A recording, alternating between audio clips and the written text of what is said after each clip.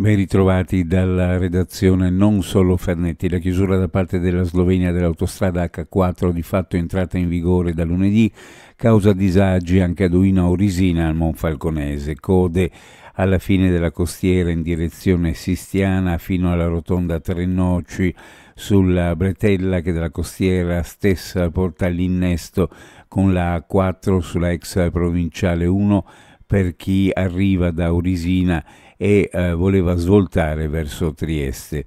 Sono stati questi ieri i primi contraccolpi sul traffico lungo la rete viaria che circonda Trieste, causati dalla chiusura della H4 slovena che necessita di importanti e urgenti lavori di ristrutturazione.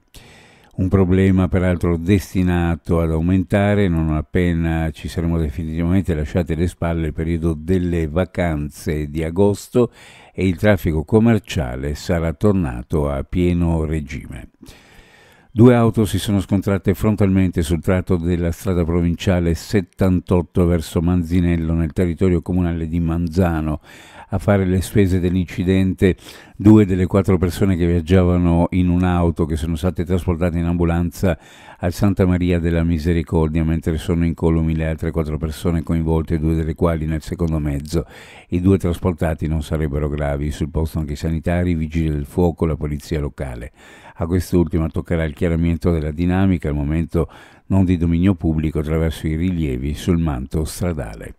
Un passeggero di nazionalità pakistana è stato arrestato per aver fatto entrare illegalmente in Slovenia tre cittadini cinesi e due turchi. L'uomo si trovava alla guida di una Hyundai X35 immatricolata in Germania quando a Sejana è stato fermato dagli agenti della questura di Capodistria.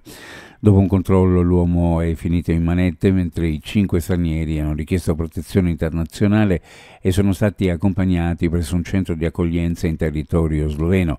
Non è la prima volta che lungo la rotta balcanica vengono individuati cittadini di nazionalità cinese. I tecnici del comune di Udine non hanno rilevato alcun malfunzionamento nei locali obitoriali del cimitero di San Vito. Non sono emerse problematiche relative all'alimentazione elettrica né cali di tensione e non è stato necessario in alcun intervento di ripristino o riarmo.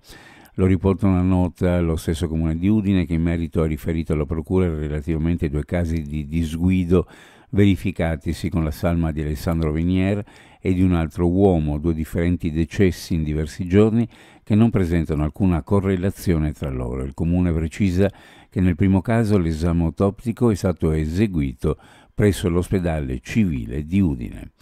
Previsioni meteorologiche per la giornata: cielo da nuvoloso a variabile, possibili rovesci temporali sparsi a più riprese, alternati a pause senza piogge.